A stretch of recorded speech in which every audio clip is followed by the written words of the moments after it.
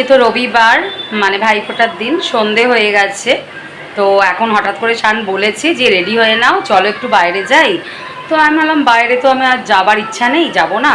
তা বললো যে চলো, বাড়িতে বসে কি করবে, ভাইফোঁটার দিনে ভাই নেই যখন মনটা তো খারাপ হবারই কথা, তাহলে একটু ঘুরে আসি, চলো এদিক ওদিক ঘুরে আসি। তো সেই শুনে প্রথমে আমি বলেছি যে না না আমি যাব না, আমার ভাল লাগছে না। তারপরে নিজেই আমি চলে গেছি, গিয়ে ড্রেস চেঞ্জ করে নিয়েছি, রেডি হইনি এখনও, ড্রেস চেঞ্জ করে নিয়ে বলছি যে হ্যাঁ চলো চলো চলো, তাতেই চলো তাতেই চলো। আরে ও ভাবছে আমি বললাম, তখন বললো না, আবার এখন বলছে হ্যাঁ। ও ব্যাপারটা বুঝতে পারেনি, প্রথমে ভেবেছিলাম আমি যাবোই না। যাই হোক, আমি এবার রেডি হয়নি, বেরোনোর সময় আবার তোমাদের সাথে কথা হচ্ছে, এখন খুব হ্যাপি হয়ে গেছি, হঠাৎ করে মুডটা একটু অফ লাগছিল। যেহেতু বুঝতেই পারছো সবার ভাই আছে, ভাইফোঁটায় বেশ খুব সুন্দর মজা করে, আনন্দ করে আজকের দিনটার। আজকে আমার ভাই নেই, তো সেক্ষেত্রে আমার তো মুড একটু হলেও অফ আছে আর কি। তো যার জন্য যাই হোক, এখন মুডটা ভালোই লাগছে শুনে। হাজব্যান্ড যখন একটু বলে যে ঘুরতে নিয়েই যাব চলো, তখন একটু মনটা তো ভালো লাগারই কথা। তো যাই হোক চলো, রেডি হয়নি আর বকবক করবো না, নাহলে আবার ডিসিশন চেঞ্জও হয়ে যেতে পারে না যে কোনো মুহূর্তে। রেডি হয়নি, আবার কথা বলছি। তো মোটামুটি আমি রেডি। বাইরে ভাসান হচ্ছে, ভাসানের মানে সাউন্ড তো শুনতে পাচ্ছ। তো আজকে তো ভাসান অনেক জায়গাতেই হবে, দেখি শানকে বলবো যে মানে কোথাও দূরে কোথাও না গিয়ে চলো কোথাও মানে ভাসান হচ্ছে যেখানে সেখানেই যাই, খুব ভাল লাগে ভাসানে। তো দেখি কোথায় যাওয়া যায়, এখনো পর্যন্ত ও আমাকে কোথাও বলেনি যে কোথায় যাবে বা কী করবে। চলো বেরোই আমরা এবার, তারপরে তো সবটাই তোমাদেরকে দেখাবো। বেরিয়ে পড়েছি আমরা। এটা আমাদের পাড়ার মধ্যেই দেখো প্রোগ্রাম হচ্ছে।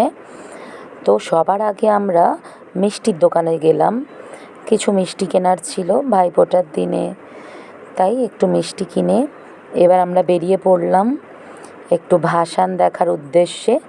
আমাকে বলছিল আসলে শান যে একটু আজকে ভাসানই দেখার ইচ্ছা আছে। তো আমিও তখন যথারীতি বলে দিলাম যে আমারও ভালো লাগে ভাসান দেখতে, তো চলো ভাসানই যাই দেখতে।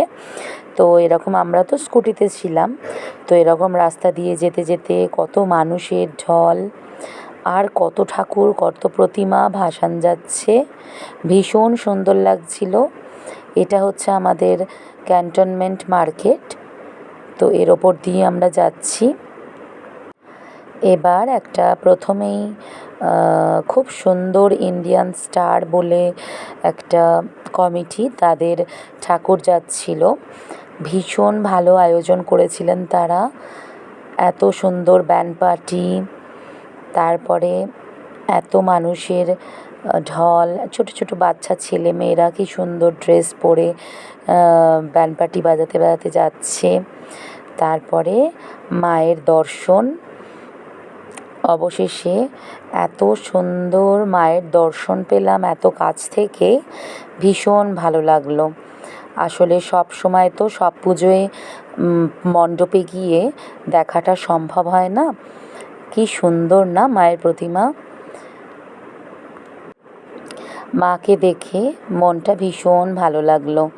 এবার দেখো এখানে তো যা হয়, কমিটির সব মেম্বাররা নাচতে নাচতে আনন্দ করতে করতে এগোচ্ছেন, ভীষণ ভালো লাগছিল। কোনো দিনও এরকম ভাসানের দিন তো কখনো বেরোয়নি, আর এটা কালী ঠাকুরের ভাসান তো কোনো দিনই দেখিনি। দুর্গা পুজোয় ভাসান দেখেছি, কিন্তু কালী পুজোয় এরকম ভাসান দেখতে বেরোনো রাস্তায়, এটা আমার জীবনে প্রথম, ফার্স্ট টাইম। এই যেখানে এই লাইটিংটা দেখো, এটার জন্যই আমি ভিডিওটা করলাম।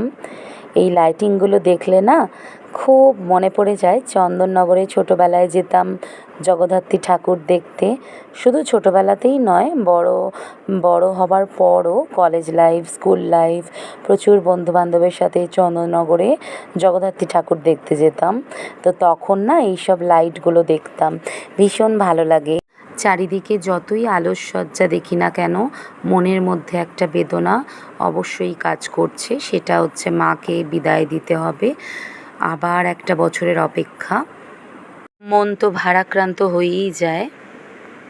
এখানেও এক মাকে দর্শন করে নিলাম। এইভাবেই আমরা এগোচ্ছি আর রাস্তার বিভিন্ন দিক এদিক ওদিক ঘুরছি। এই দেখো এখানে পুরো লাইটিংটা এত সুন্দর লাগছে, এত সুন্দর, ভালোই হলো, এখানে গাড়ি আটকে গেল একটু, তো ততক্ষণ আমি ভালো করে লাইটিংটা দেখে নিচ্ছিলাম। ভীষণ ভালো লাগছিল, মনেই হচ্ছে না কালী ঠাকুর, আমি তো কখনো দেখিনি কালী পুজোর এরমভাবে লাইটিং। তো এখানে দমদমে ভীষণ সুন্দর সুন্দর যেমন প্রতিমা যেমন প্যান্ডেল, তার সাথে এরকম লাইটের আকর্ষণ সত্যি মনকে ছুঁয়েছিল।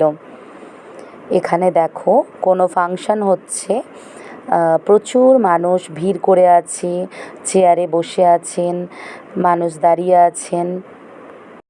অনেক অনেক ভাসান দেখার পর সব শেষে আমরা ঢুকে পড়েছিলাম আমাদের বাড়ির কাছেই একটা মণ্ডপে, যেখানে ভীষণ সুন্দরভাবে মণ্ডপটা সাজানো হয়েছিল। এখানে এত সুন্দর কারুকার্য দেখে সত্যি মুগ্ধ। খুব সুন্দর করে প্যান্ডেলটা বানানো হয়েছিল, আর প্রতিমাও খুব সুন্দর ছিল। এটাই আমাদের লাস্ট, এবার আমরা এরপর সোজা বাড়ি চলে যাব, অনেক রাত হয়েছে। বিরিয়ানি, মাটন বিরিয়ানি, আর তার সাথে মাই ফেভারিট চিকেন চাপ। মাটন বিরিয়ানি আর চিকেন চাপ, এই যে কম্বিনেশনটা জাস্ট ফাটাফাটি। বিরিয়ানি শুধু শুধুও ভাল লাগে না আমার, আবার চিকেন চাপ আমার অন্য কোনো আইটেমের সাথে আমার ভালো লাগে না। তো শুধুমাত্র আমার পছন্দ এই দুটো আইটেমই একসাথে। তো অনেক ভাসান দেখেছি, অনেক ভাসান দেখা কমপ্লিট, অনেক রাত হয়ে গেছে, এবারে ডিনার করতে বসে গেছি। ওহ নাল্লি পিস, নাল্লি নাল্লি নাল্লি পিস, যদিও বা এই পিসের ওপর নজর আছে অন্য কারো। আলু আলু একদম নরম তুলতুলে আলু। যেমন লাঞ্চটা আজকে জমে গেছিলো, আর ডিনারটাও আজকে জমে যাচ্ছে, কিন্তু একটা জিনিসেরই অভাব হয়ে গেল মামনি, সেটা হচ্ছে বেশি করে যদি রায়তা করে রাখতাম তাহলে করতাম, রায়তাটা খেতাম রাতে। যাই হোক, পেঁয়াজটা তো আছে, পেঁয়াজ দিয়ে কাজ চালাই। চিকেন চাপটা পরে নেবো, হ্যাঁ। তবে রাত হয়েছে তো একটু বিরিয়ানিটা কমই খাচ্ছি, কম খাচ্ছি তো, এটাকে কমই তো, এই রাইসটা তো তোমার। কোনো কথা বলছি না, তাড়াতাড়ি করে সাঁটাচ্ছে, সব উঠে যাচ্ছে কিন্তু ওখানে, ভাবতে পারবেন না আপনারা, মানে তাড়াতাড়ি করে দাঁড়িয়ে দেবে, কোনো কথা নেই মুখে, তাতে করে শেষ করার তালে শেষ করে আবার আমারটা খাবে, তাড়াতাড়ি করে আমি খেয়ে নি বাবা, আর আমি ঠকবো না আজকে। না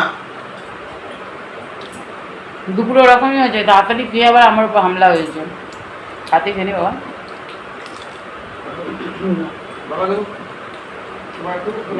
ও আর নরম তুলতুলে মাটন, একটু ভাতের উপর নাও,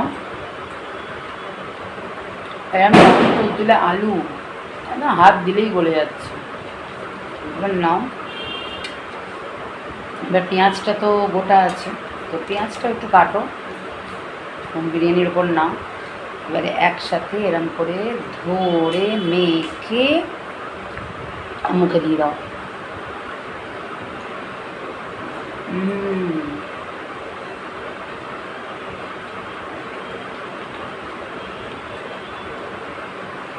হাড় কুচিয়ে এসছে মুখে। যাই হোক, তো চলো আমি ডিনারটা কমপ্লিট করে নিই।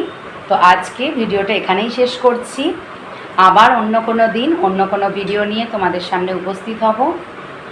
যদি আমার এই ভিডিওতে তোমাদের খুব ভালো লেগে থাকে তাহলে অবশ্যই সাবস্ক্রাইব, লাইক অ্যান্ড শেয়ার করো, আর অনেক অনেক অনেক কমেন্টস করো। সবাই ভালো থেকো, সুস্থ থেকো, আর সকলকে ভালো রেখো। Good night, tata.